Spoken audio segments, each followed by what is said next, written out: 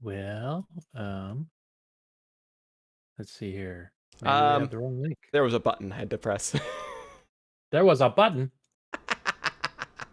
Oh, hey, look at us.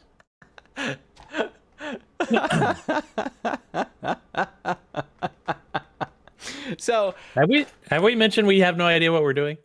today I learned that YouTube works differently than Twitch. With Twitch, you just press the button to start streaming, and you're streaming. With YouTube, you don't just press the button to start streaming.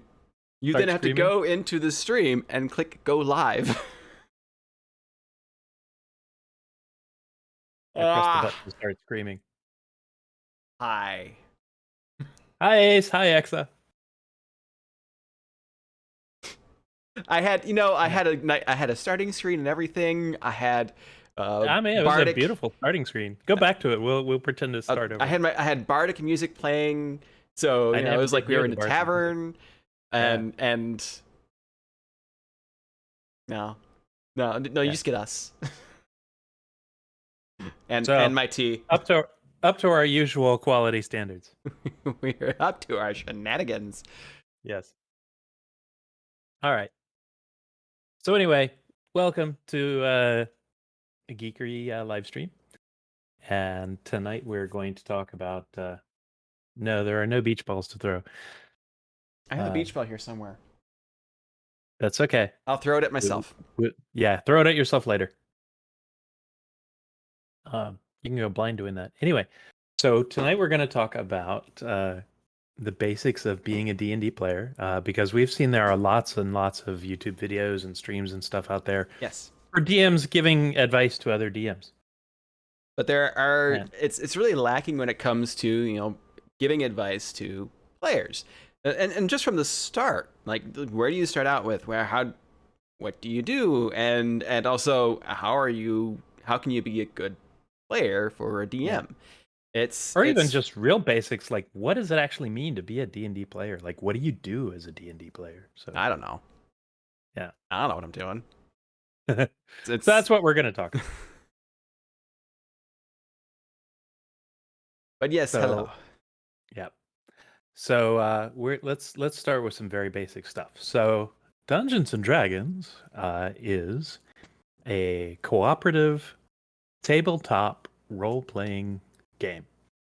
It evolves from miniatures wargaming back in the 70s. For a long time, wargaming was, the image of the guys standing around a table with little metal soldiers, et cetera, et cetera. And then one day,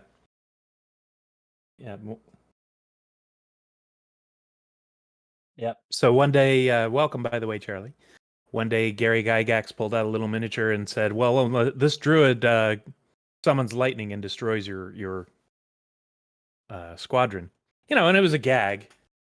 But it's sort of started this whole idea. War games had like hero units that were individuals who were as powerful as a squadron. And then Dave Arneson came along and said, well, I want to do just all hero units going on these little quests underground, etc. And it became characters going into a dungeon, and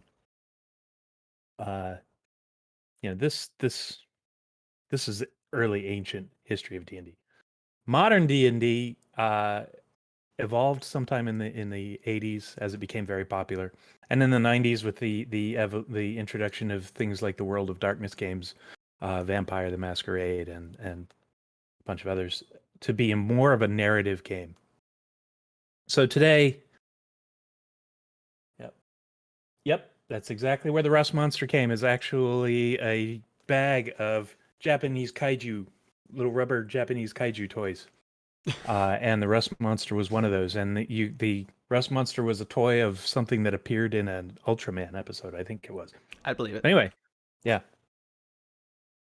So anyway, where was I? So modern D&D is more like a cooperative storytelling game that still has some of that combat in it. that the early days did, and that varies from group to group. Some groups are very combat heavy, some groups are very combat light. Some games, there's lots of different role playing games these days, and they all evolved from D&D. Some games there's almost never any fighting; it's all just people talking. There's a famous one is Call of Cthulhu, which is based on Lovecraft, where if the monster shows up, you're pretty much hosed. You run away or you die. You don't want to be fighting in Call of Cthulhu. Yeah. It is basically you are talking. Yes. You don't want it to be fighting. Yeah, in Call of Cthulhu, if a gun comes out, somebody's going to die. Just that's the way it is. So versus D&D, which is a lot more like a Marvel action sock 'em up. The one time that I played Call of Cthulhu, the gun came out and we all died. Yeah. Charlie wants to know how long we've been playing. Well, I have been playing since 1981. So I've been playing a long time. I have been... Okay, so the first time I played was back in 1999. And that lasted for about a year. And then I hadn't played at all until later on. So I played again back in 2009, 2010. For like a month or two. And then I came back into 5e in 2017, 2018. And I've been playing since. You came to 5e with my game that I started for Cypher, right? Yeah, that was 2017, I think. Yeah, that was 2017. And so, on a whole, I've been playing for 5 years. But those 5 years have been over... Gosh, what year is it? 20. Yeah. Yep. So Radar asks, no more of the I attack the darkness. If there's a lady attacker and I want to do her, that happens. It does happen. It depends entirely on your group. Different groups are very different in how they play. It's not something that happens very often. Like, there's a lot of jokes about it. There's a lot of jokes about, oh, I go get drunk and I go find the nearest wench. It doesn't happen often. It depends happens entirely on your group. Yes, like it depends on the comfort of the group and what your group wants to be doing. And hello, Plotline, welcome. Yes, welcome, Plotline. But yes, my understanding of D&D does not expand as far back as Niche's is. I got into D&D once it was really well established, and for me, from the start, it was a collaborative role playing. It was co-op storytelling, which was weird and awesome. And at the same time, when I was working at the bookstore, I kept finding the chick tracts saying that D&D is going to be those are weird. We're going to summon demons. There was a thing in the 80s called the Satanic Panic, which was basically the same usual suspects who are these days, anti-vaxxers and et cetera, attacking D&D because they don't like cool things. And just don't like things. So they really just don't. It's like someone over there is having a good time. You guys need to cut that out. Stop enjoying yourselves right this instant. Yeah. And there was a high-profile incident where a kid at I think it was Berkeley, UCLA, one of those places, got into a D&D game and committed suicide. Oh. And this I don't want to bash this kid. This was, however many years ago now, 35, 40 years ago. This kid had issues, okay? This was not some normal kid got destroyed by D&D. This was a person who was on the track to suicide anyway. Yes, and that's usually how, unfortunately, it tends to go. It just gets associated with the thing that they're doing currently. Yeah. So this particular kid's mother, and I want to be careful with how I describe this because, as far as I know, she's still alive, and I don't want any lawyers coming after me. I will go as far as to say it is my opinion that this kid's mother had a lot more to do with his mental state than playing Dungeons and Dragons. And that's all I'm going to say about her, except she went on a crusade to destroy Dungeons and Dragons because she believed it had killed her son. And there was this high-profile movie with Tom Hanks called Mazes and Monsters that was, ripped from the headlines and completely had nothing to do with anything that really happened. And it just created this whole national moment of people freaking out about D&D. And it's the same way that people freak out about video games, the same way that people freak out about, pick your favorite thing here. Millennials are killing the whatever. D&D is killing whatever. Same deal. So that's what the Satanic Panic is. I kind of miss the whole millennials are killing everything now. I kind of miss it now. Well, yep. So, Exotron, you're exactly right. What will make a good D&D game is a bunch of good players. Yes. And we will get into that. Yes. So where do we want to start off with how we actually get into D&D and what is it actually? Well, I would like to elaborate a little more on like what D&D actually is, what you actually do. So let's get into that a bit. Okay. So how D&D works is you have a bunch of people sitting around a table. Now it can be a real table. For many years, that's the way it was. Or it can be a virtual table, which could be Roll20. You could do it on Discord. We did it on Google Hangouts for a little while. But a tool made for the job is better. So I recommend, we use Roll20 and we like it a lot. Some people use Fantasy Grounds and like it a lot. There's another one I think called Foundry or something like that. I don't remember. There are others. Yeah, I don't remember. But D&D Beyond is sort of moving into that. D&D Beyond is more of it's less of a real way to do it. It's more of a way to hold on to your information, like hold on to your character sheets and but stuff. I mean, they're adding in like die rolling and stuff like that. They're sort of slowly nudging their way to being a virtual tabletop. But anyway, yes. So in this game, everybody has a character that they control. So, for example, I play Shady the Candle, who is a swashbuckling rogue. She's a cat furry. What? And I know she really is. This shouldn't be a surprise to you. I am completely surprised at this. Yeah. So there's one player at the table who has a different role, and they're called the Dungeon Master or the Game Master. Every like game has their own what they call them. Like Call of Cthulhu calls them a referee, I think, or the I forget. But anyway, whoever it is, the Game Master, which is the generic term, their job is to play everybody else.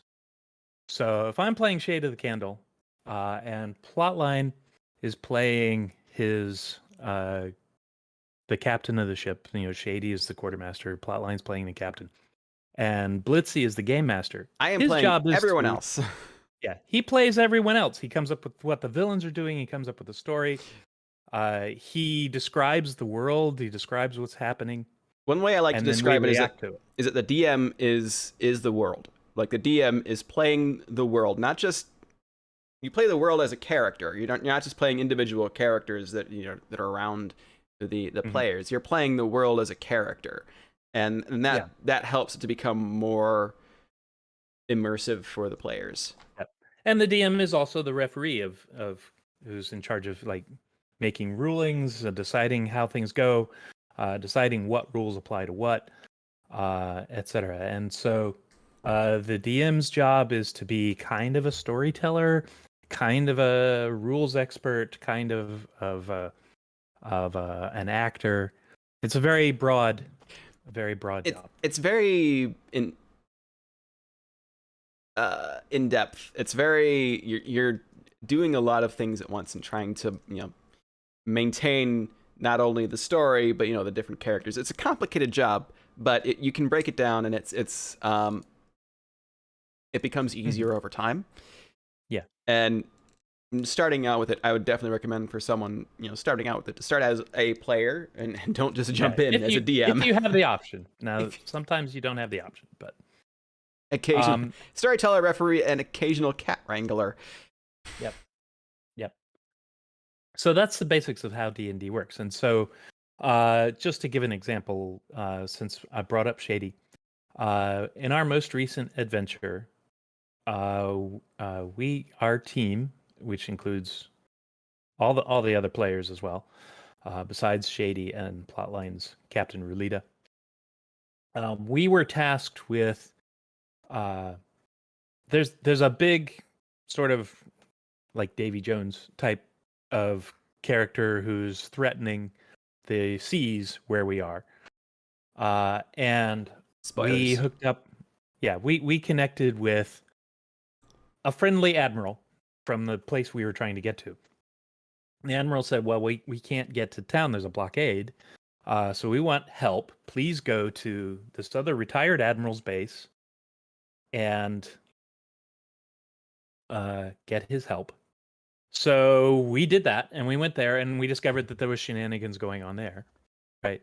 So the whole course of the last session, or the last two sessions, one session was when we got there, the admiral's subordinates told us that they believed that the admiral had been like corrupted by demonic powers, and asked us to break into his house to find proof.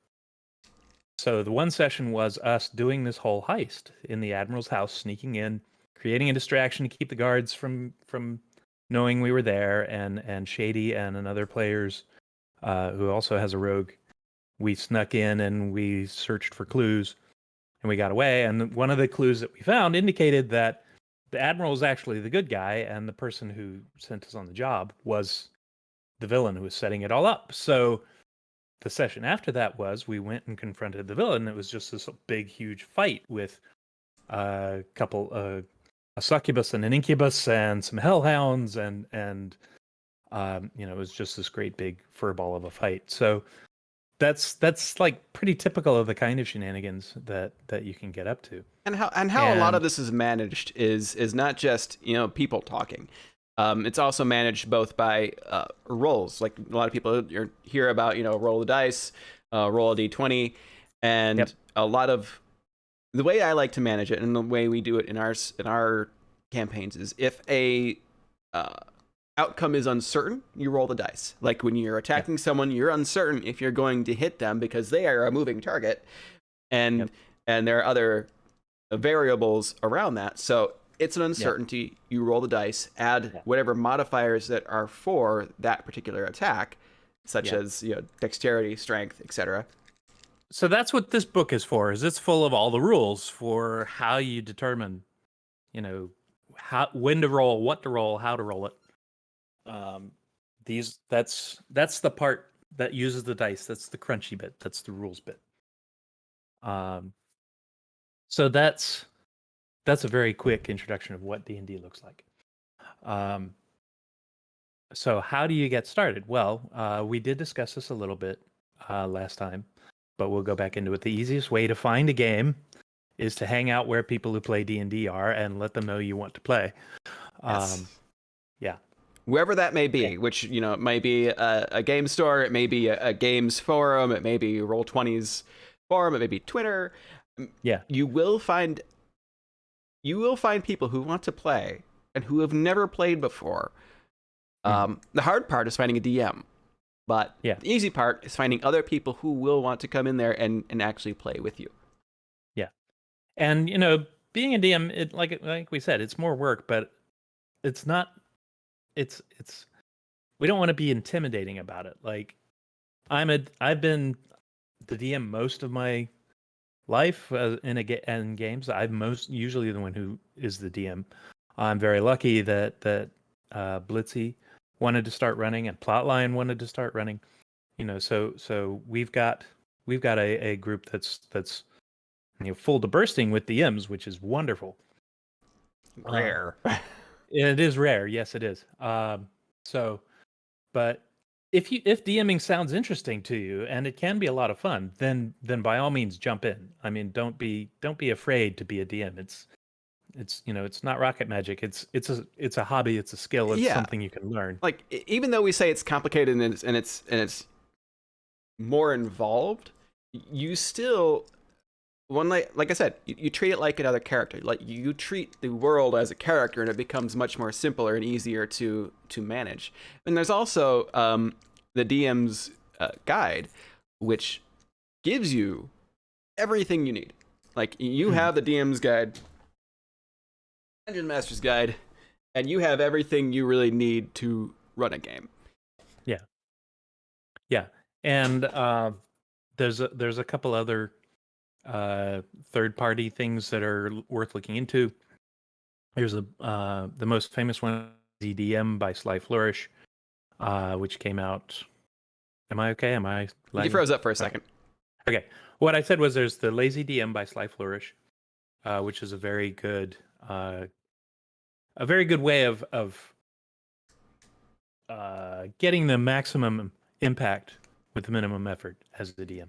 Yeah, I think it kind of discourages writing down everything and planning everything, and just encourages DMs to basically just come up with various. Yeah.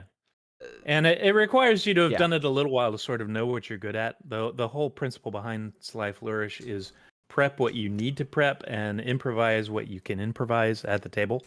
And it takes you a while to learn what that is. Right. But we are getting a little bit away from being players 101. We're slipping into DMs a little bit. We are. We talk about DMing a lot. We do talk about DMing a lot. So one thing that was brought up in the chat is that a good player feeds their DM, and that is very true. So one thing I found as a DM, and I've only been DMing for like 2 years, on and off, so I am very new to it, is that it is the player's story. At the end of the day, it is the player's story. It is like you don't really want to be intimidated by the DM or intimidated by a setting that the DM creates, because you are controlling the story. With a good DM, you should be controlling the story. You should be, as you're interacting with the characters that the DM creates, as you're rolling dice, it is your characters are the tools to write the story that you're collectively making with your friends. Yeah, and there are situations where a DM will decide beforehand this is how it's supposed to go, and you not let you change things, and that's referred to as a railroad. It's a term you'll hear a lot. Is a railroad DM or a railroad game, etc. And that's sort of a dark pattern in gaming. That's a DM who's got either trust issues or is like not prepared to change or something, and which is not to be mistaken with a linear plot. With a linear plot. So there's a linear path, which is the story is going, in a single line. Yeah, and you have a very straightforward, there's the bad guy, go get him. That's a linear plot. A railroad is when you're trying to do something, you're trying to talk to someone, or you're trying to influence something in that plot, and nothing changes. Where it will always be what the DM wants it to be. Yeah. No matter what. Really, that's the definition. What makes it a railroad, why it's on rails, is you can't decide, I want to go do something else. If at any time you feel like you could say, you know what, screw this, I'm going to go become a pirate. They wouldn't become the DM pirates. would go with it. Yeah, and the DM will go with it. Then you're not on a railroad. If you say, screw this, I'm going to be a pirate, and the DM is like, no, you have to go defeat the Dark Lord. That's the game. Then you're on a railroad, and there's all kinds of discussions about that. But as a player, you are kind of obligated to follow the plot hooks that the DM has provided for you most of the time, because it's a lot of work. It's kind of a gentleman's agreement or gentleperson's agreement that the DM spent all week getting this adventure ready. You go on the adventure, but within that, you have the freedom to do what you want. You have the freedom to completely throw that out the window. Which there is a joke where your players will ruin your plot, and it happens, and it does. But Or And sometimes the players will just be like, you know what? No, we're not doing this. we're not doing this. We're gonna do something else. We don't feel like doing this today. Yeah, I mean, there was a big one in my recent campaign where the players got involved with this very shady character who basically was trying to use them as pawns on her own agenda, and they figured out that was going on, and they just were like, no, and left. Right? They didn't even go back and confront her. They were just like, no, we're leaving. No, we're sick of this. We've been abused. We've been pushed around by this stupid jungle. We are leaving. Yeah. Yeah. And they were just, it was pretty much it. It was Marines, we're leaving. Boom, boom, boom, boom, and off they went. Now, as a railroad DM, I would have been like, no, you try to leave, but you get attacked by the whatever. But that wasn't the approach I took. The approach I took was like, okay, you walk away and you'll never know what happened there, and that's fine. We were betrayed so much. Yeah. It was just like, no. Yeah. You know what? No. And that's a choice that players have. Like a lot of people will say, like, your DM has to control everything. Your DM will make you do this, and this. But as a player, DMs do not have control. They do not have control. And if a DM is trying to be controlling, that's a sign to get a new game. Yes. Yeah. Sometimes the players will ignore the interesting character the DM makes and go talk to the random NPC like a goblin you made up on the fly. Yes, they will. And so sometimes we adopt the goblin. Yeah, and the GM has a lot of options there, but if the GM handles it well, then that's the new story, right? The story is what the players want to go do. The story is what the choices that the characters make and the actions that they take. The story is not what the DM has written down or what the DM has in their head. The story is what the players do. Yes. So if the GM has presented, if the GM has presented this smorgasbord of fascinating characters and the players are like, I like these crackers are cool, then the DM's job is to be like, okay, you get real into the crackers, and that's where things go, and so we'll deal with that. You are now taking on the Dark Lord of the Crackers. Yeah. But circling back on like how to start as a player. Some good ways to get started depend on whether you want to play in person or whether you're okay with playing online. And right now, online is much, much easier because of COVID, obviously. And so then you can just hang out where players are. If you go to Roll20.net, there is looking for group forums. If you go to ianworld.org, and we'll put a link to the previous video we did. Yeah, we talked more in depth about this then. Yep. You can find groups, and if you decide, I want to be a DM, I think that would be cool. You can go just about to any fandom or geeky group and say, "Hi, I'm a new DM. Does anybody want to be a player?" And you will find a ton of people who are like, "I've always wanted to be a player, and I've never found a DM. Sign me up." So, I mean, that's what Plotline did, and he had to turn players away. So, it's valid. So, yeah, Radar, the incidents with Critical Role, that's absolutely typical, and that's part of being a DM, is rolling with the punches that the players fling at you. So, and as a player, always expect to roll ones. Yes. Always expect for your dice to betray you, and then all of your work is gone. Yeah. So let's talk about how characters are represented. Yes. And etc. So actually, let me do this. We have a question, not a question, but Exatron is saying creating a character, especially a name, and getting into a role gives me trouble. So, do we want to lean into? Sure. So I was gonna talk about how characters are created and stuff like that. Yeah. So the best thing is to start small, start simple. In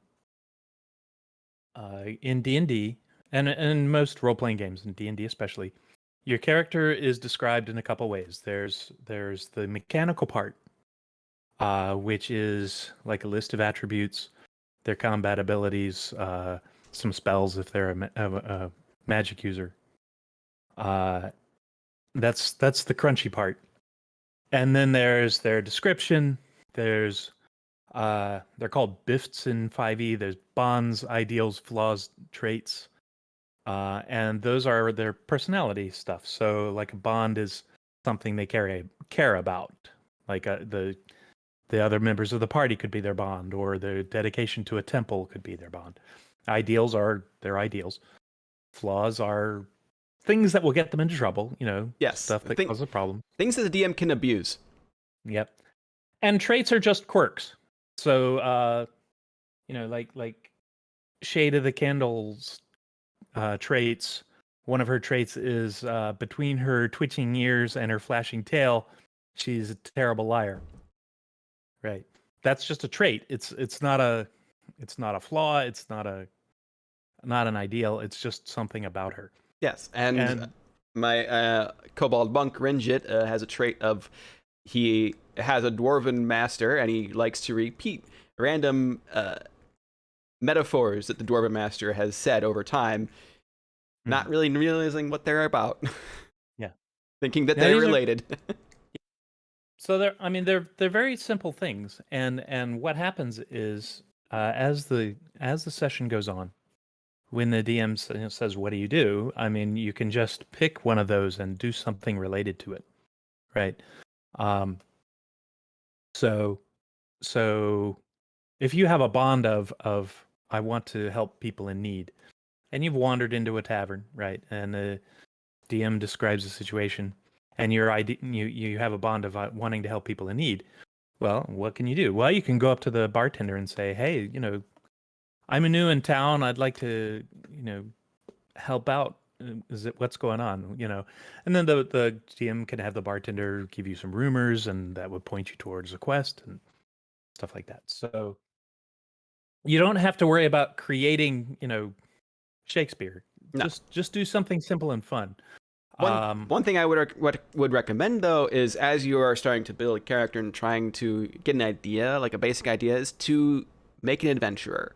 Like make someone who wants to adventure, who wants to goes out and does stuff, go out and do things, because the random stranger who sits in a corner in a bar has, one, been overdone, and two, will not get you involved in the story.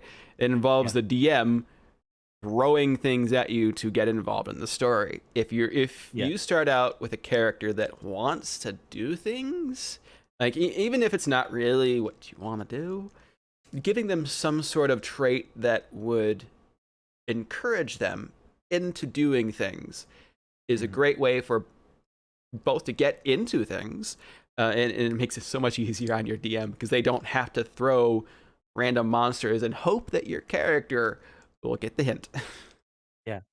Yeah. And a lot of games start with what's called a session 0, and it's a good practice. And I really our group kind of has not done it as much as I would like to, and I want to fix that with our group. But I've seen some other groups do it very well. We've been leaning into that a bit. Yeah, leaning into that. And what a session 0 is everybody's sort of building their character all at the same time. The DM is sitting there going through it, describing what the world is like, what sort of things they're likely to run into, so they can create characters who fit with the world and with the rest of the party, because that's very important. Is one of the biggest things that trip up players generally, but new players especially, is treating D&D as a single player game that you're playing with 4 other people, which is not at all. D&D is a group activity. You are a member of the team, and the team of heroes or the team of characters is the hero of the story. Yes. You are not the hero. Blitzy's not the hero. Plotline's not the hero. The team is the hero. Right. Right. The entire team. So you have to work within that context. And so the first session or two is very often the characters getting to know each other and introducing themselves to each other and sort of learning how the player dynamic works. But once you've done that a bit, it should be the default of the team has an activity and they're going to go do it. And as a member of the team, you're going to go do it with them. Yes. And definitely, like, like you mentioned, a lot of games will have that session 0, or it'll have like something that you can get with your DM to try and build characters that will fit into this world in some way or another. And don't be afraid to speak to your DM. Like if you're having trouble coming up with a character that you're not sure would fit into, like most DMs, before you start, will give you the setting.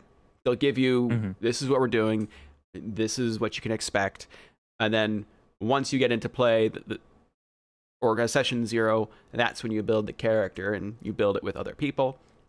Yep. But you're always free to ask the DM for help. They will love you for it, because then they can pre-build basically plot threads into your character as they recommend things to you. Yeah, a good DM really wants your character to be part of the story. So the more you can work with the DM to integrate your character into the story and into the world, the better that will go. Now, there's a danger there because D&D, especially at low level, characters can die. Yes. And so if a character dies, you need to be important enough that matters, but not so important that it derails the whole story. Right. Which is one reason why the group is the hero and no individual person is the hero, because if the main character, whoever the main character is, dies, story ends, right? Yeah. So, but if a member of the team dies, the team goes on. I want to. Yes. I want to try something here. I'm not sure if it's going to work. Let's see. Okay, what you doing? Can you people see this? No. No. Okay. What are you doing? I'm trying to share Shady's character sheet. Oh, you're gonna make me do things. Hold on. Sorry. There we go. Oh, no, it's hold on. they can't read it. No, I'm horizontal. Crap. I want this one. I want to flip it. I want to flip it horizontal. There we go. Now they can read it. Right. Okay, so can everybody see Shady's character sheet here? Somebody in chat, let me know.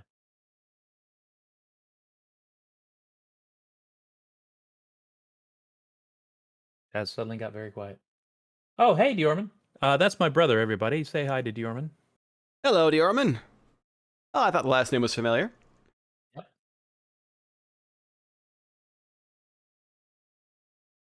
There. Okay, they should be able to see it. Yeah. Okay.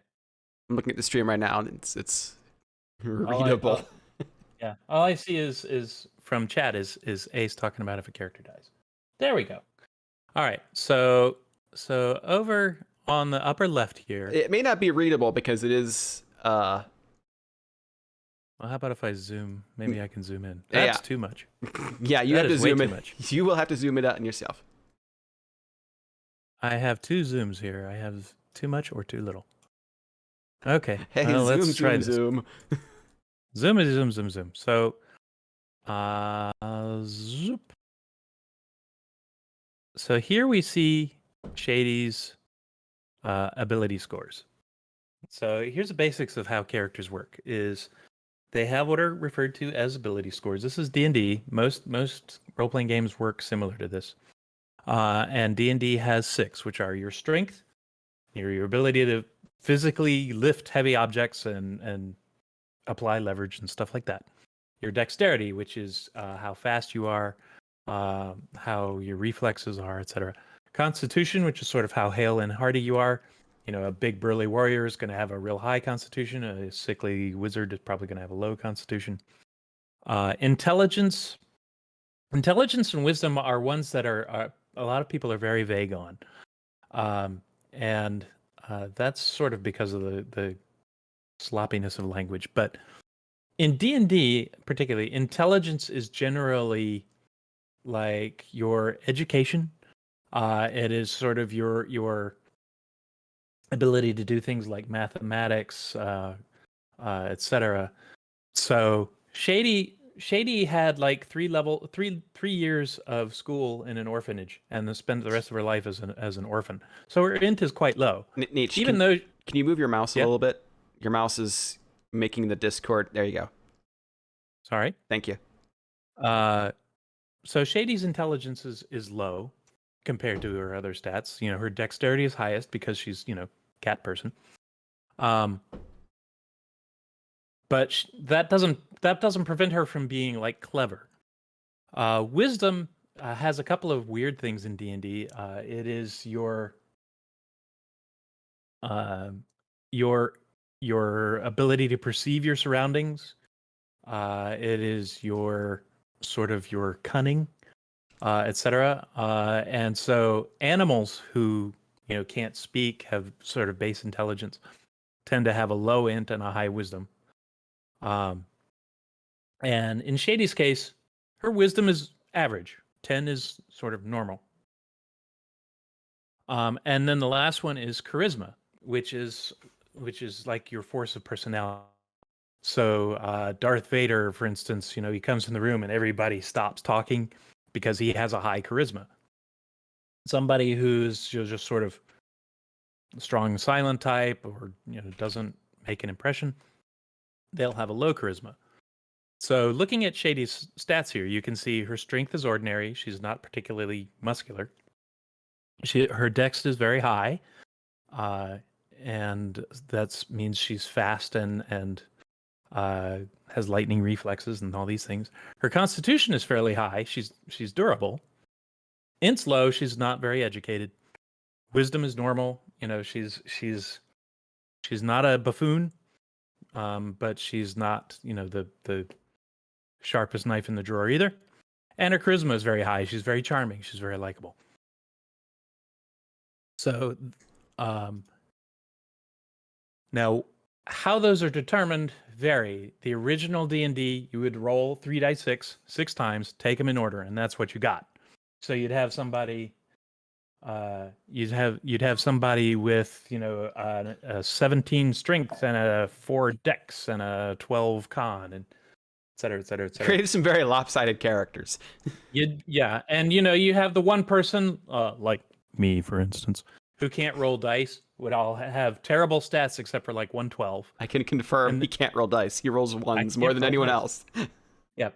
And then you'd get somebody like Sir Fox, who the dice just love him. Or Lee is the same way. Hantamouse is the same way. Anything with numbers. I've seen Lee roll Lee has a weird thing going on with his attack rolls. Not just attack rolls, but also his initiative. He is always at the lowest the lowest part of the initiative. So yeah, but I mean, play a game of Monopoly with Lee, he will stomp you. So, but anyway, that's a newer version, Radar. That was probably established in the last couple of editions, but in the original one, you rolled only 3d6. So the thing about the original 3d6 in order thing was it made very lopsided characters, and it made it very hard to make a character who stood out. Almost everybody had stats from 8 to 12, and they just stayed there. And you didn't have like noticeable benefits to having stats that were below like a 15 or above an 8. So most of the time, your stats never really did anything, right?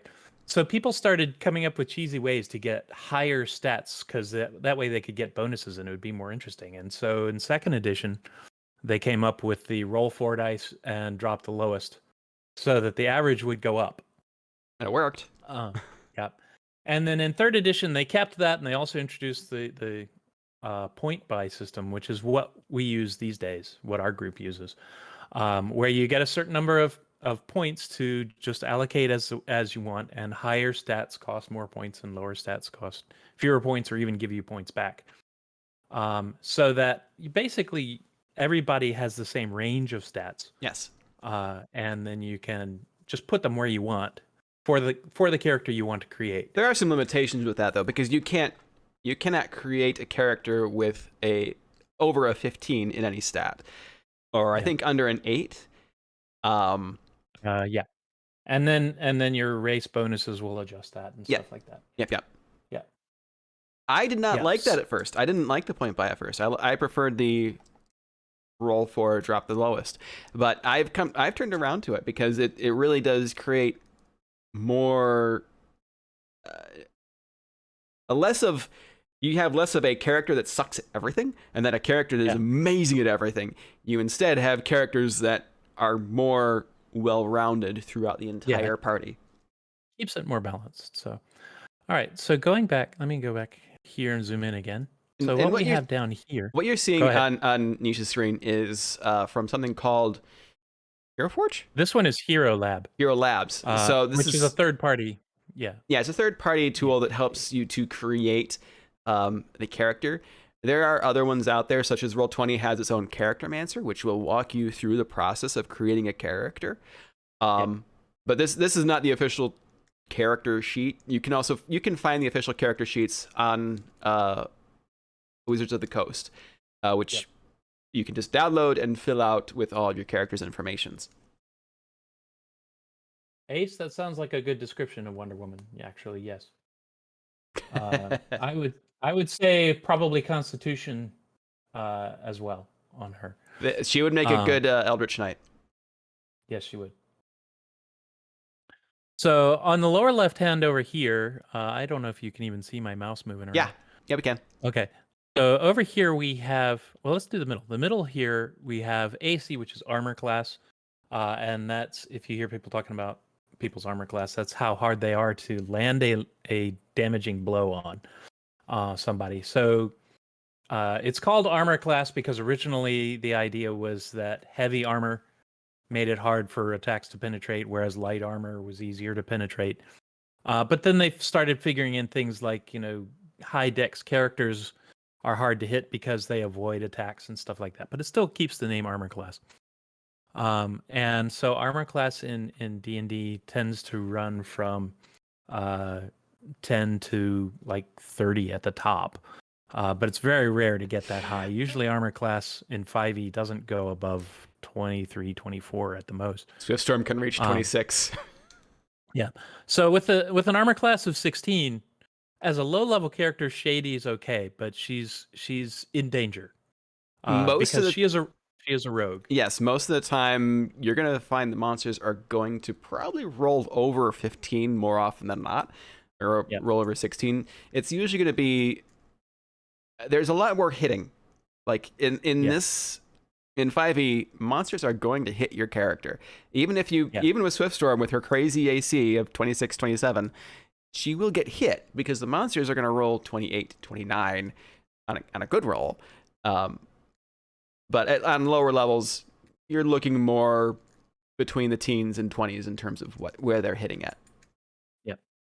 And then over here where it says HP, that's her hit points. So when you get hit by an attack, that attack does a certain amount of damage. And hit points are just like every video game. Every game in the video game in the world stole hit points from Dungeons and Dragons. And it's just how tough you are. It's your health bar, right? And so Shady's hit points are 49, which is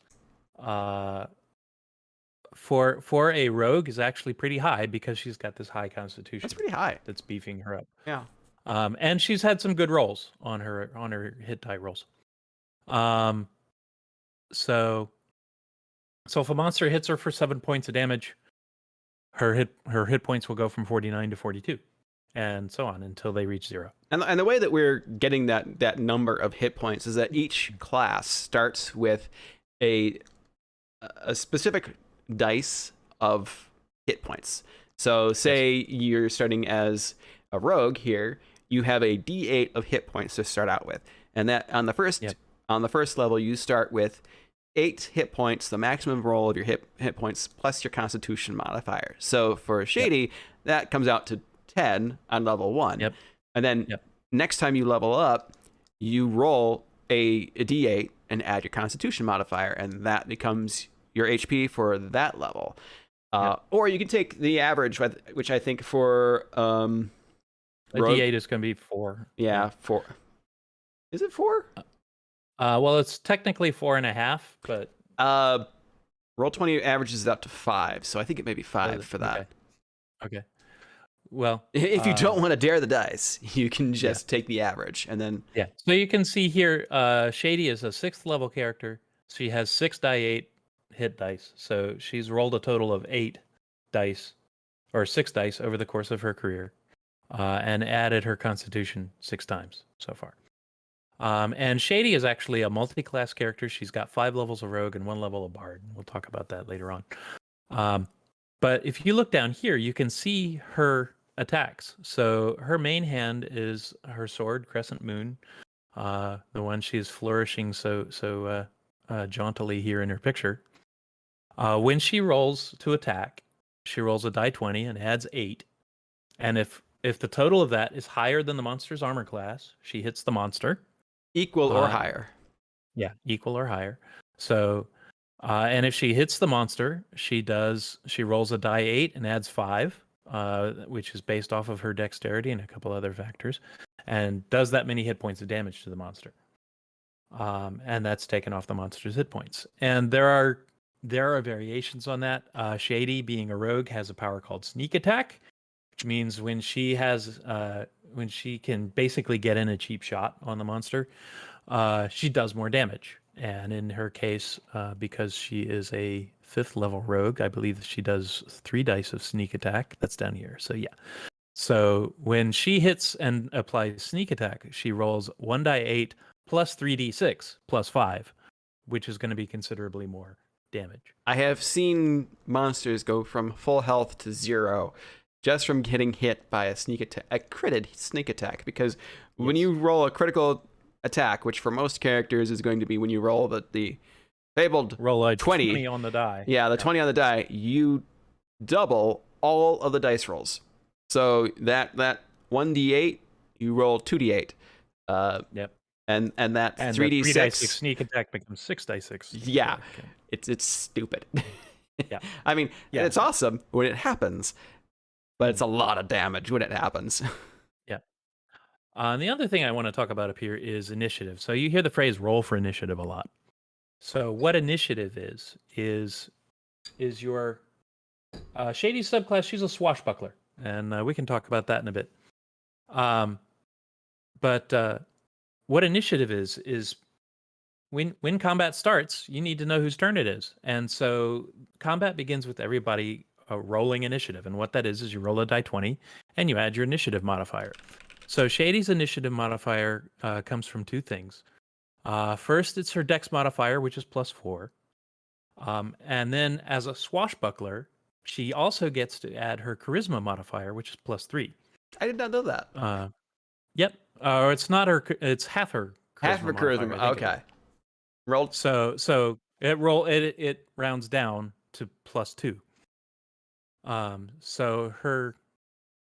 No, it is the full +3. Yeah, I was gonna say it should be the +3 because the math doesn't work out. Yeah, yeah. So I'm thinking of something else with the half, but so she rolls a die 20 plus her dex mod plus her charisma mod, or a total of +7.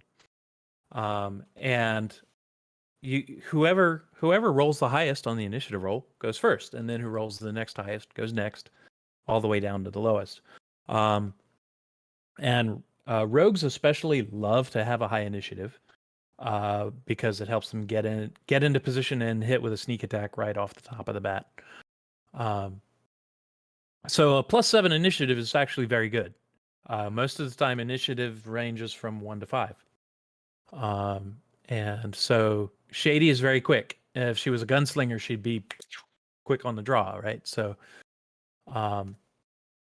that's what initiative is. Ace specifically mentioned that as a question. Yes. And roll for initiative is a famous phrase because it means combat is starting. We're gonna have a fight. Action is coming, right? There's gonna be some fighting. Yeah, and so there's sort of a cliche of DMs who like action heavy games. You know, somebody will say, "How do you start your game?" And the DM says, "Roll for initiative," right? Or whatever. So that's if you hear the roll for initiative cliche, that's what that's about. And then over here on the right, we have Shady's proficiencies, which are also referred to as skills, depending on the game system you're using, etc. Proficiencies is a throwback to old school D&D, which 5e was trying to sort of recapture the flavor of old school D&D. And they work very similar to an attack roll or an initiative check. The DM decides that if you roll higher than a certain number, you will succeed at a task, and if you roll lower than that number, you will fail at the task. And sometimes there'll be situations where you're trying to do something and the DM just decides you automatically succeed, or you just can't do it. In which case you don't bother rolling. But if there's if it could go either way, then you make a check for it. More often than not, you and- will be making a check for it, because a good DM is not going to say, no, you can't do this. A good DM is going to say, okay, you can try. Yeah. The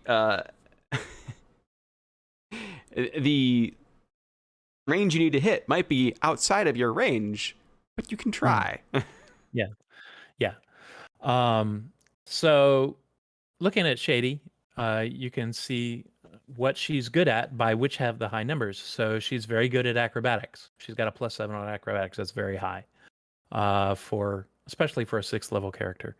Her stealth is +7. She's very good at being sneaky. She's very good at sleight of hand, which is like picking pockets or hiding the coin under the cup or stuff like that.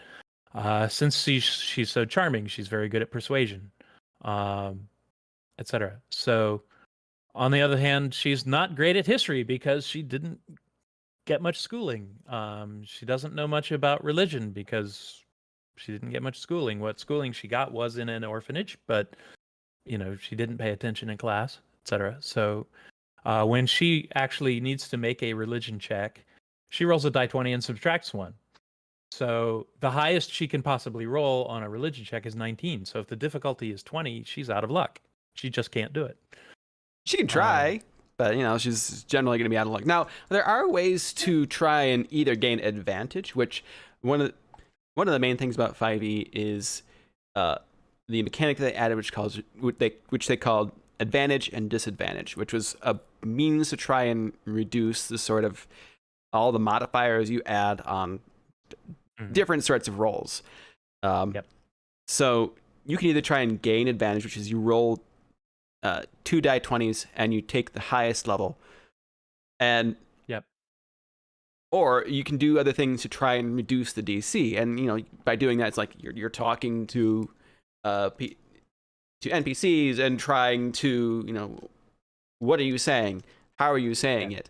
And that's where a lot of the role play comes in around these skill checks, is trying to manipulate the circumstances to encourage your DM to make things a little bit easier, or to by role playing your character is somehow influencing things, and that's making it easier for them to achieve this role.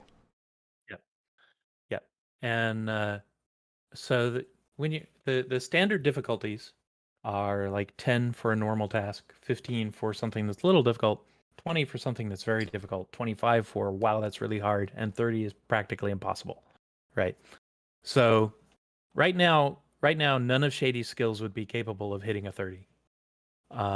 And the highest she could possibly roll on anything, if she rolled a 20 on the die and added her 7, would be a 27 acrobatics or a 27 on stealth, which are still really good numbers. And so she can generally be fairly confident. Like the lowest she can roll on stealth is an 8. So if for some reason Blitzy wanted me to make a DC 5, DC is difficulty class, DC 5 stealth check, I wouldn't need to roll, because she's just automatically wins. She can't roll a 5. She can only roll 8 and above. But unlike attacking, when you roll a 20, that doesn't automatically mean that you succeed. At least in our case, some games may house roll where it is, but most of the time it's like, no, you may have rolled a 20, but you still only got to like a 22 and you needed a 25. So it's not an automatic success, but also a 1 is not an automatic failure. Yep. And that's one way skills are different. Attack rolls and saving throws have rules about auto success on a 20 and auto fail on a 1, but skills are just what you rolled. That's just a flat number what you rolled. And your skills are determined by your class and a few other things. And so you have a proficiency bonus based on your level. So Shady's proficiency bonus is +3. So to determine her ability at acrobatics, she's proficient in it, which gives her +3. She gets to add her dexterity bonus over here, which is +4, so that gives her the +7. As a rogue, she gets expertise in a certain couple of skills, which lets her add her proficiency bonus twice. So she's proficient in athletics, which gives her a +6 there. She's proficient in perception, which gives her a +6 there. Did we cover how people gain proficiency?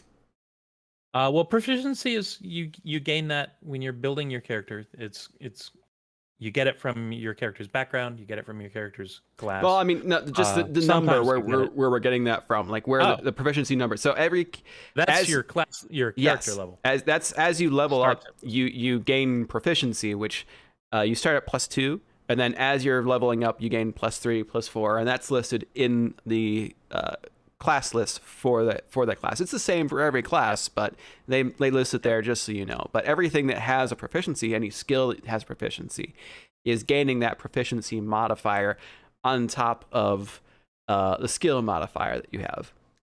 Yeah. And plotline mentions if your roll is super close, like if your difficulty is a 15 and you roll a 14, the DM may give you a partial success. That is purely a DM's matter of the DM's style.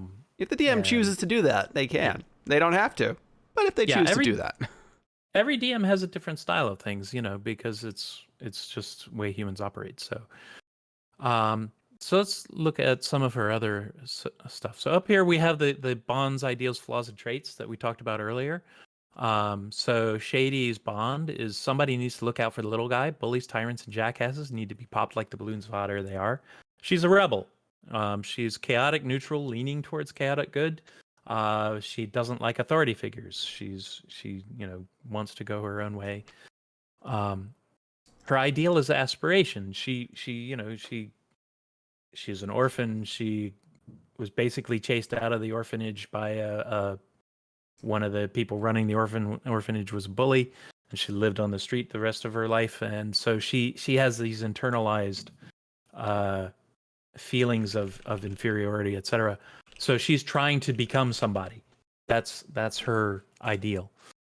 I think this flaw of tell me if you want me to do something, tell me I can't do it. That was something that I was leaning into with her original thing. I think her flaw now is probably closer to recklessness, and probably this should be updated. But this is with a flaw that I put on her character sheet when I built her. Yeah, these can change. Like as your character develops, and no one is expecting you to come to session 0 or session 1 with a fully fleshed out character. You know exactly how they're going to respond to every single little thing, and over time, the character can change. Like Swiftstorm has changed as she's adapted and grown accustomed to being a griffin. Should. A good character should. You're going through the story of your character's life in the campaign, and so they should change as the game goes on. A says, partial success. That's like you see something, but you're not sure what it is instead of just being told what it is. Yes, exactly. That's exactly how something like that might work. And Ace, does she have a cause? Well, I mean, Shady's cause in her ideal is to be a pirate. Yeah, well, I mean, her ideal as described here is she's worthy of a better life. She just needs to prove it. So that is her cause, is to prove that. Now, other characters might have different causes. A paladin's cause might be to serve the temple that they're a paladin. We have a question from Radar Noctum about what about alignments like lawful, neutral, chaotic, and good, neutral, evil? Yeah. So alignment is a big topic. Shady's alignment is chaotic neutral. And so let's talk about how that works. Now, alignment is something that was introduced. It wasn't in the original D&D. It got introduced a little later, but it's become such a cliche. Everybody knows alignment. And it's 2 pairs of axes with 3 items each. So there's the good and evil axis. Good, neutral, and evil. Good is typically selfless, helpful, you want to do good in the world. Neutral is you're just sort of trying to live your life and be okay, right? And you'll help people out if you can, or if you're interested in them or something like that. But you're probably you're not like a crusader, you're just somebody trying to get by. And then there's evil, which is you actively seek to harm people. You're evil. You're a jerk. You're trying to hurt. You're out for you're yourself. purely self-interested, etc. So that's good, neutral, evil. And then there's law, neutral, chaos. Now that's a relic of early D&D being based on like the works of Michael Moorcock and Jack Vance and others. So law and chaos with capital letters were big, important things in those stories. But these days, law, neutral, chaos is more sort of, do you like to follow rules? Do you like order? Do you like to have things work in an expected fashion? That's lawful. Neutral is, you don't really have a strong stance on that one way or the other. And then chaotic is you're like a free spirit, or you like wild and crazy things, right? And so like lawful good is your typical knight in shining armor going out to save the realm. Very polite, has good manners, follows decorum, follows the rules of war, etc. Neutral good is going to be your more sort of typical hero who just cares about doing what's right. They don't care about whether it's what the law demands or whatever. It's do what is right. That's neutral good.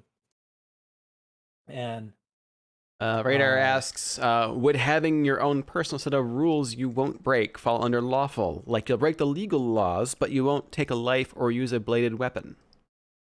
That depends on a lot of other factors. So typically that might be lawful, it might be chaotic. If your rules are very personal and don't mesh with the society around you, that could actually be a chaotic alignment.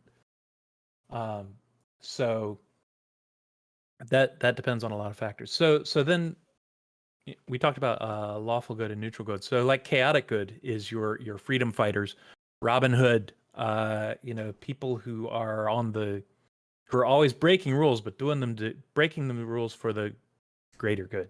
Right. And then you can just sort of follow that pattern. Lawful neutral is somebody who follows the law.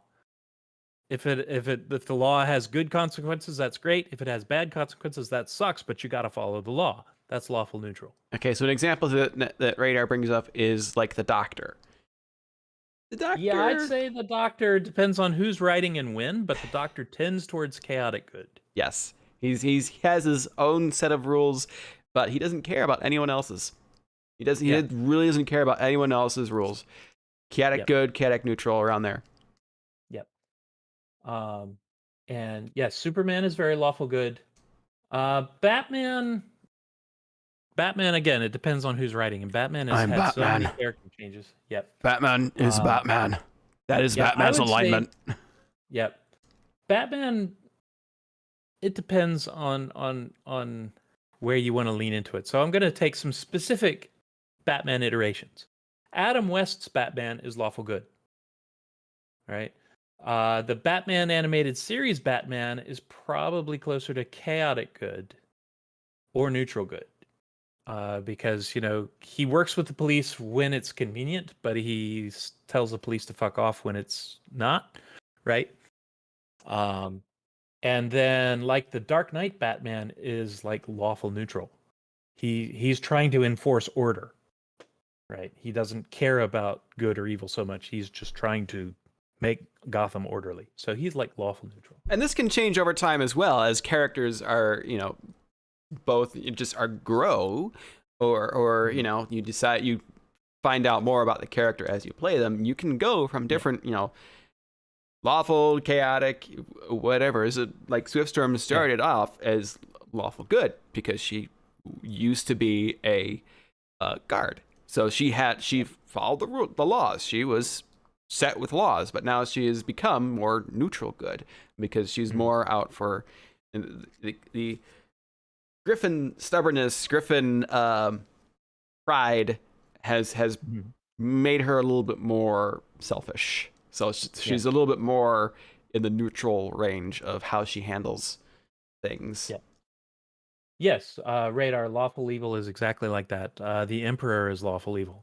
manipulating the system to make everything terrible, that's lawful evil. And neutral evil is just like, I won't go into politics. So a lot of politicians are neutral evil. I'll say that. Yeah, that's a big one, Dearman. Not playing to their alignment or characters knowing others' hidden motives without evidence were common problems when you. So, yeah, people will, if they know a character's alignment, they may change how they react. Alignment is not as important as it was. Yeah, it's really back in the day. Alignment is pretty much a descriptor nowadays when it's used at all. Yeah, detect good and evil will not actually find an evil alignment character anymore. Yeah, arguments about alignment wasted so much time that could have been spent gaming. I think that people have kind of wanted to, have just kind of dumped it. Alignment is a handy descriptor. In previous editions, you would like lose experience or lose levels if the DM decided you had changed alignment. And I'm like, that's stupid. Just let the character evolve. Why would you do that? And these days, some like the Eberron game system has written into the game system, ignore alignment. Screw alignment. Don't alignment. We don't care about this stupid thing anyways. Who cares? We're gonna have lawful evil gold dragons if we want. Screw alignment. So, so Shady's alignment is chaotic neutral, with tendencies towards chaotic good. And what that is I think like Shady, who had been raised in a sort of a loving home and a nice environment, etc., would probably have ended up chaotic good. But she was bullied by this caretaker and everything else, and so she became more of a rebel in reaction to that. She's chaotic pirate. Yeah, so that's what caused her to lean into the chaotic part. So that's why she was chaotic neutral. And now, as she's sort of more developed and she's becoming more confident of her own abilities and being herself, the sort of natural state of chaotic good is starting to show in her again. She's not the angry cat in leather pants that she started out as, and she's gradually becoming more of a force for doing what she wants, changing the world to be the way she wants it to be. So we are reaching 9:15. Do we want to end off here and then come back with the character 102, who is dealing with the gear, experience, abilities? Yeah, we can do that. How about we toss out some Q&A here? Yeah. Does anybody have stuff you want us to elaborate on that we've talked about? Or yes, if you have any questions, and then next week or a week after, we'll do next week. I don't think I have anything. We can do next week. I don't have anything going on. I'm not going to Denver, so we can do next week, and we can come back and talk about subclasses, abilities, not abilities, subclasses, special. Well, I mean, we can talk about classes and spells and spell. We can talk about spells. We can talk about attacks. We can talk about special abilities. That's what I'm thinking of. Yeah. So toss us some questions. What would you like to? You have anything you want to? Yeah. Do you have any questions before we end off today? I've sort of been kind of half ignoring the chat, so let me scroll back and. I've been staring at them. Okay. I've been watching you. I'm watching you, chat. I'm on to you. I know you're up to no good. See here. I think we've been handling the questions pretty much as they've been coming up. But if anyone has any more before we end off tonight. Why Paladins Explode? Well, why do Paladins explode? Because they cause so much damage and they cause so much grief to their DM that the DM must cause. There's so much epicness and the force of goodness builds up in them that the DM just says, "Boom." So Paladins. Here's the thing. We talked about the 3 dice. Actually, let me turn off this sharing and go back to being just me. Boop. Oh, did that? What am I doing now? I have no idea.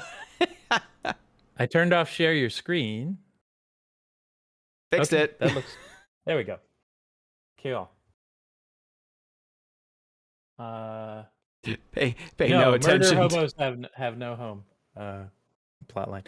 So when we were talking about the 3d6 in order, and how hard it was to have high stats, to become a paladin originally, you had to have like an 18 strength and a 15 wisdom and a 16 charisma or something like that, which when rolling 3d6 in order was almost impossible to do. And as a result, paladins were these crazy powerful characters because they got all kinds of bonuses from their high stats, and the class had all kinds of abilities that nobody else could have. And they were tied down by all sorts of restrictions on their alignment. They had to be lawful good. They were not allowed to. They had to like give away most of the treasure they found to a church. You know, it couldn't be to other players or something. It had to be to a temple. It'd be specifically to a church. Oh wow. Yes. Yeah, and they were not allowed to like tolerate evil characters in the party. They were not allowed to tolerate thieves in the party. So if you had a character who was a thief, they had to pretend to not be a thief, or otherwise the paladin would not tolerate their presence. The paladin could not go, well, I'm just not paying attention to what you're doing. La, la, la. No, the paladin had to do something. Yeah, and so that's where the concept of sort of lawful stupid came from, where the character who is more trouble than they're worth because they have all these rules that they're supposed to follow. They had to be. Like, they had to be lawful stupid, because there was no other way to be. Yeah. And so the tradition has always been that paladins were extra powerful with these limitations, right? And but now they don't have those limitations. Yeah, now they don't have those limitations, but they're still kind of overpowered. Paladins can go nova is a term that we use about that, where they pour all their resources into like one or two opening attacks that are super powerful. And so when people talk about paladins going nova, that's what that is they roll their attack, they use a channel divinity to do an extra attack, they cast a smite spell, they use a smite ability, they do all this stuff all at once, so that their first turn they do, all the damage. Roll every die you own for damage. Now that's the paladin's first turn. There are some limitations to that, because at least at lower levels, a paladin is going to run out of spells very quickly. So you may be able to nova, but if you don't get a long rest, you're just having nova, you're out of juice. And, you're done. You're just an ordinary fighter until the using your smite ability and your smite spells is going to prevent you from casting other spells, which would be actually just as effective or more effective for your entire party. And so now you're just dishing out damage. You're not protecting your party. You're not using detect magic. You're not using detect good and evil, because you can't. You used your spells on smiting, and you're bad. Yeah, and so the economy of actions and rests and stuff is probably in a playing D&D 105 or something like that, because it's a pretty advanced topic. But there are characters who are designed to be able to function for a long time without a rest, and they're generally the martial characters, fighters, rogues. And then there are characters who are designed to manage their resources in between rests. And so that would be wizards, that would be paladins, that would be monks, characters who have tracked resources that they have to be aware of what they've done. And we'll get into all that later. Okay, Ace has one. Is there a race or class that's good for new players, or is it really player's choice? So when it comes to race, I think it's player's choice. Like, there's no real race. Races are pretty straightforward. Pretty straightforward. The sort of classic starter is a human fighter, and not a variant human, but a straight up human. Right. Which gives you, I believe it's +2 to a stat, and nothing else as terms of your racial abilities. And fighter, at first level, they get one ability. I believe they get action surge, or is it a fighting style? I forget which. But it's very simple. Fighting style, and they get action surge at level 2. They get action surge or second. So you get fighting style, which gives you some modifiers. And second wind. They get second wind at first level, so they can gain back hit so points. you get the ability to regain a certain number of hit points. But you also get to wield every weapon in the game. There is no exotic proficiencies or anything. You get all the armor. You get all the weapons. Yeah. You are a fighter. Yeah. And fighters actually are a lot more complex further on because they get more feats than any other class. So they're very customizable. So a fighter is a great build your own character class character because you can use feats to get all these weird abilities. And Sentinel is the best feat ever. Sentinel is the best feat ever. Now, Lucky is the best feat ever. Sentinel is the second. Yeah, okay.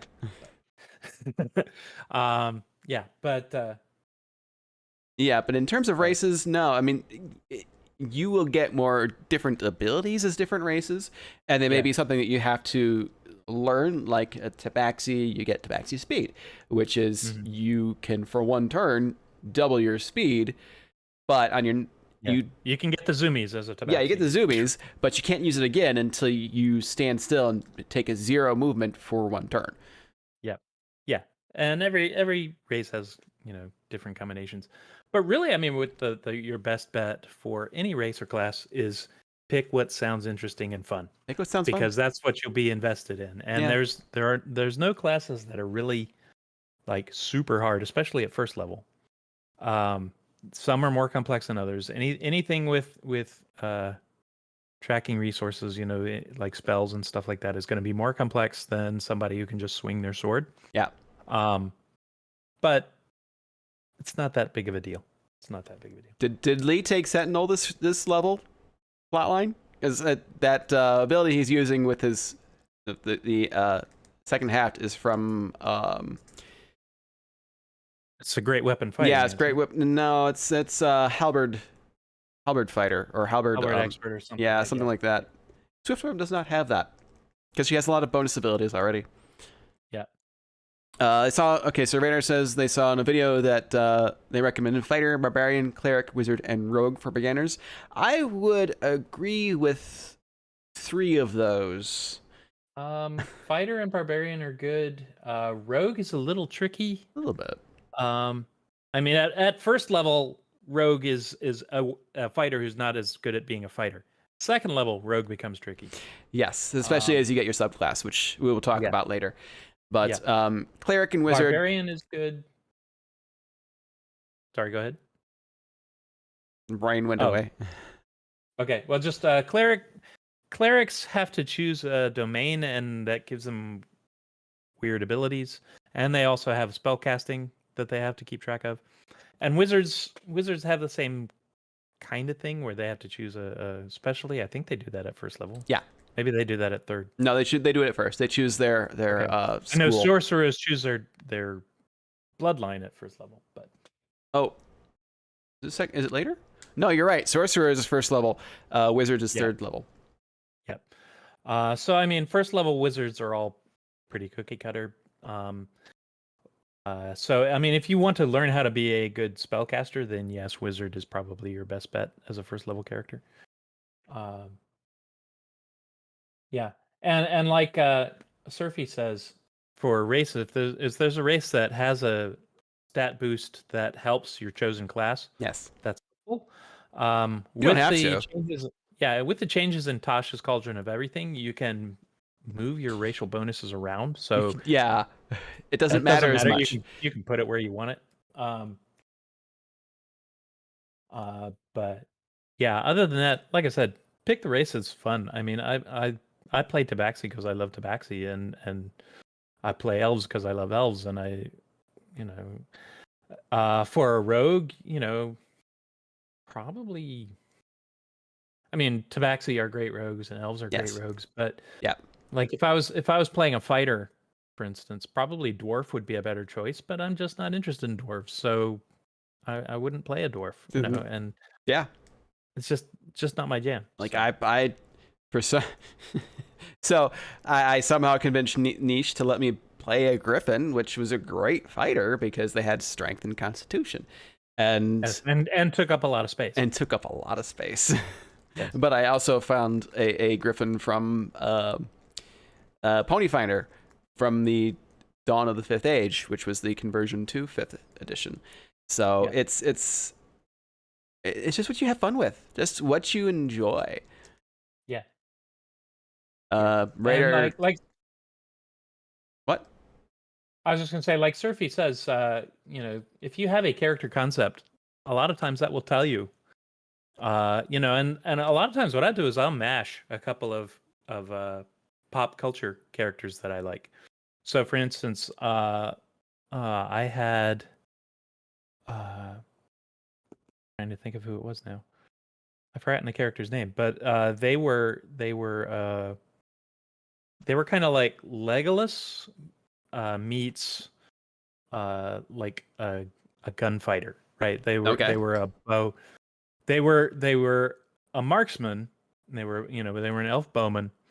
But the other thing was the idea that they would always go first and like get 3 shots off before the rest of the combat happened, right? Okay.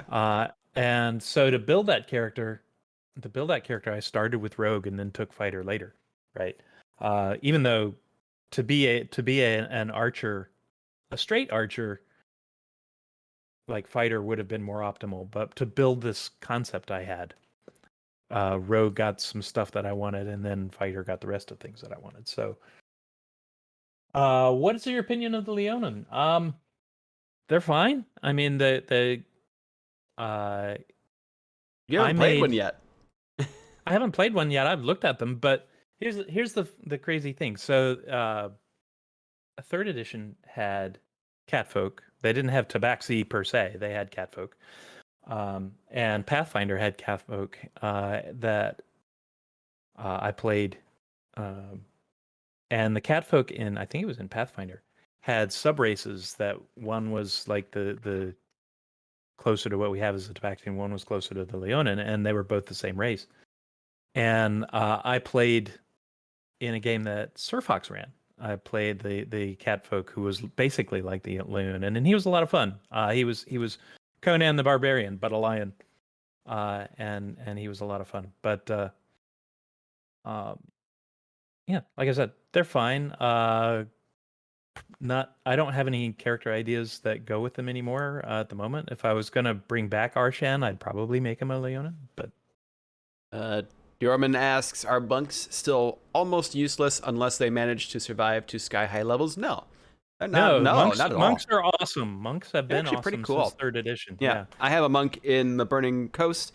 His name is Rinjit. He is a teeny tiny kobold monk, but he has been actually pretty epic and has been doing a fair amount of both damage and he doesn't have a lot of skills. Like his no, I mean his skill is to beat things up. It's basically it. His skill is to beat things up, and I did use the Drunken Disciple first, but I converted his subclass to one was in Unearthed Arcana, which was the Dragon Disciple, which gave him a lot more functionality and a lot more versatility, whereas monks. And in basic monks are usually going to be you're basically punching things, or in some cases you're stunning things. Like you can make a stun lock monk.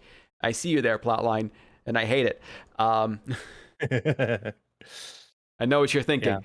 But yeah, you can make a stun lock monk, and your DM will hate you, but you'll be very good at locking somebody down. You'll be very good at keeping things locked down.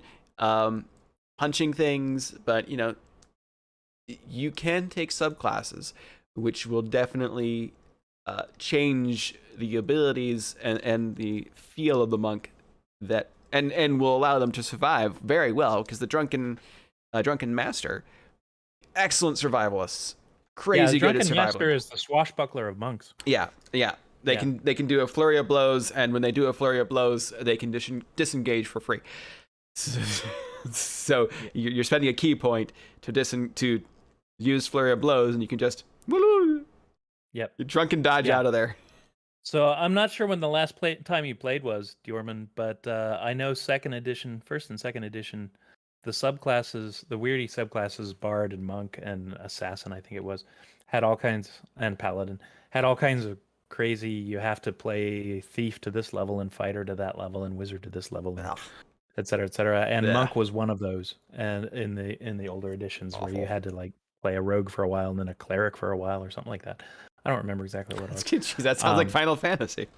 Yeah, and it was a pain in the butt to do that. Now I know how they got that mechanic. They stole it from D&D like everything else. Just like everything else they took, yes. But yeah, these days your classes start at first level, good at what they're supposed to do, and just get better as time goes on. And the subclass determines the flavor after that, which you get like at third level. So there aren't any trash classes in 5e. Everybody's good for something. Pretty much. Some of the subclasses are suboptimal. They're getting especially better around Rangers. Rangers have been an issue for fifth edition. There are good Feel Ranger so bad for them.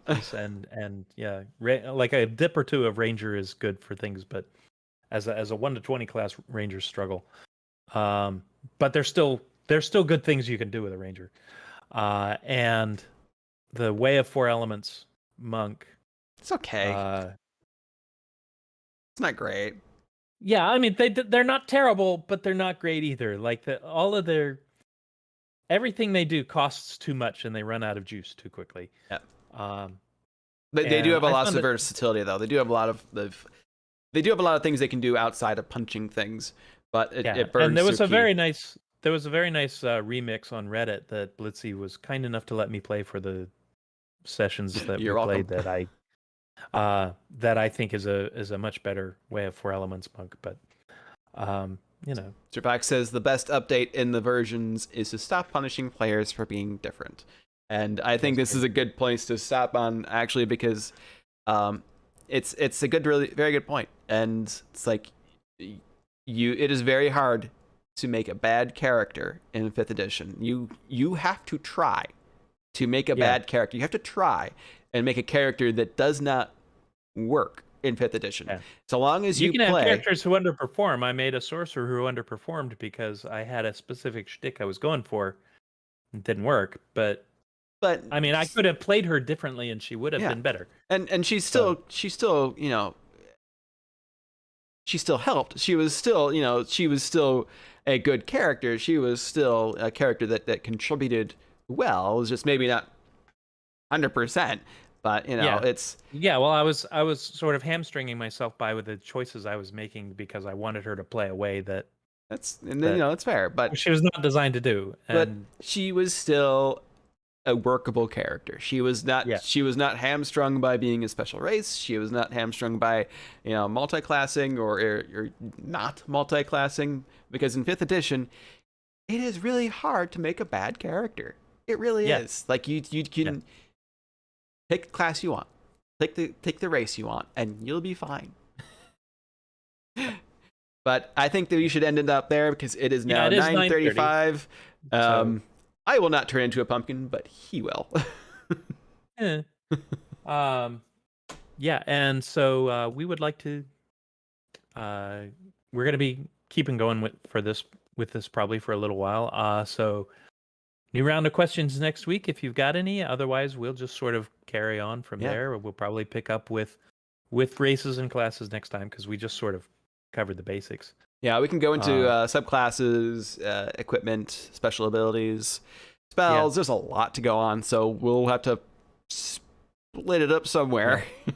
And we also need to talk about like how to be a good player as opposed to just knowing how the rules work, because there's a lot to a big difference. Like the group dynamic and stuff that's not in the book because it's not really it's not really a rule. It's just sort of how the game works when you play it. But thank you all for watching. My hair is not orange. My hair is a lovely coppery brick red. You might want to adjust the hue level a little bit so it's a little less orange. Yeah. But yes, thank you everyone for watching and for listening to us and for coming and just listening to us for a while ramble Yeah, and about hanging out. D&D because Yeah, it's we one of will our do that. favorite things. So yeah, yep. All right. So nighty night, and thanks again. Stay frosty. And we'll see you next time. See you next time.